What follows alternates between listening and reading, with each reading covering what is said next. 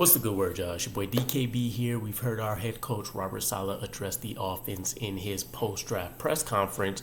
And one of the highlights from that was that Breece Hall himself, should be expecting to be utilized as a workhorse, meaning specifically Robert Saleh called out a range of 20 to 25 rushes, or it may have been touches, but nonetheless, 20 to 25 touches within this offense, and then he should be alleviated by the likes of Israel Abanikanda, Braylon Allen, and Isaiah Davis as two out of the three new backs that we have brought into this offense.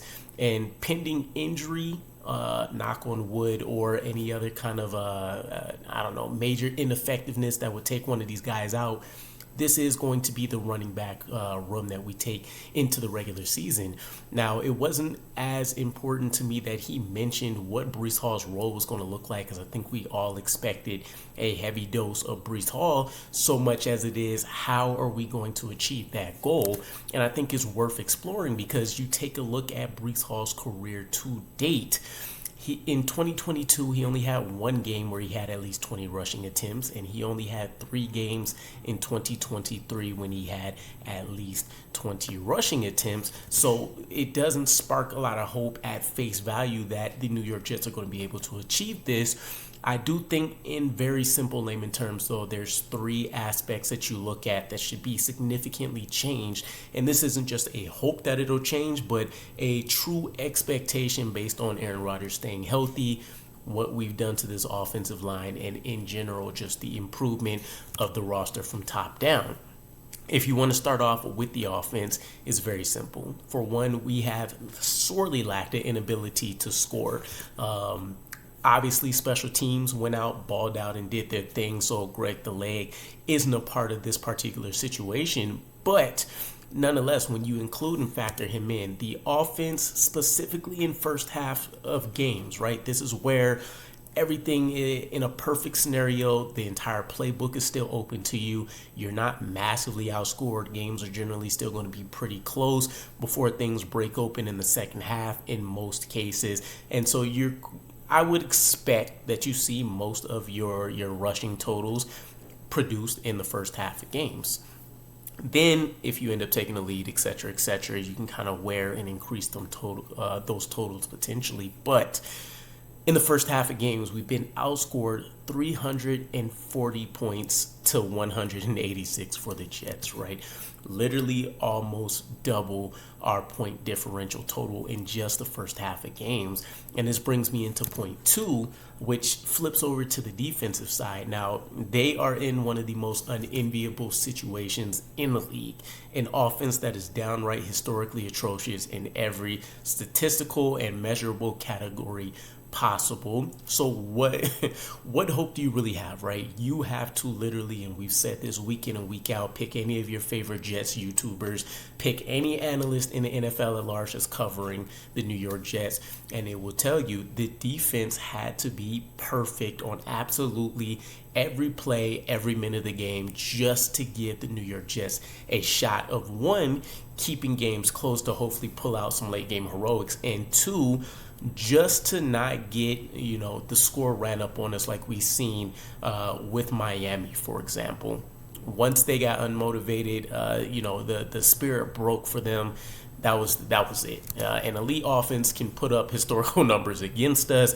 Average offenses look great. Bad offenses look good, etc., but they still held out well. So I hate to call them out in this situation, and this is one of the areas I expect to improve the most. And maybe we can reach that historic mark that we heard DJ Reed bring up. But we did see them lock in and improve as the game goes on. So in the first half of games, you take a look at the Chiefs, for example. Miami had a pretty solid game. I think the Chargers did damage to us in the first half, for examples. If you can keep some of those games a lot closer and you continue that trend of that defense continuing to get better and better and better as the game goes on, I think you see a huge reversal of fortunes as well. And then the final point, the offense ultimately stalling out, which is why we were historically inept in putting up points. 260 first downs in the entirety of our 2023 season. That ranked 32nd, obviously, in the NFL. from top to bottom, you could scrap that whole offense. I've heard the jokes about plenty of college offenses being able to perform better than the New York Jets did last year, and it hurts. It sucks to say, but it's 100% true. But we do have a lot of good stuff to lean on if we can change those three things. For Breece Hall's career, 4 games out of you take a look at his first half marks, right? In 2022, 45 rushes, 271 yards, which is good for 6 yards per carry and a touchdown. The first half of his games in 2023, 118 rushes for 546 yards. Those are good for 4.6 yards per carry and 2 touchdowns. That ended up equating to 54% of his attempts, his rushing attempts in the first half of game. So the Jets are trying to make a conscious effort to get him the ball in the first half, let him dictate the course of the game, and we've seen him, of course, break off, some pretty huge runs consistently enough. And then 56% of his yardage in the first half of games, 56% of his yardage has come in the first half of games as well, which all of these numbers make sense. The Jets are getting blown out in the first half. By the second half, they essentially have to abandon the run game, and then you also think about the multitude of series, at least in 2023, where they still try to incorporate in Dalvin Cook, or we had Michael Carter that was coming in, and it just wasn't his best season either, with dropped passes or rushing attempts that resulted in a fumble, or penalties coming up that were stopping plays, etc., etc. But the Breece Hall, he's found a way to stand out regardless. So nobody's questioning the skill. Everybody's even more excited, I would say, that he's going to be an additional year removed from his ACL injury. And then on top of that, you do have the effectiveness that we're seeing here in the first half of games for him. So ultimately, I don't know if you even necessarily have to script this up. 20 to 25 touches, and again, I do mean touches. Let's not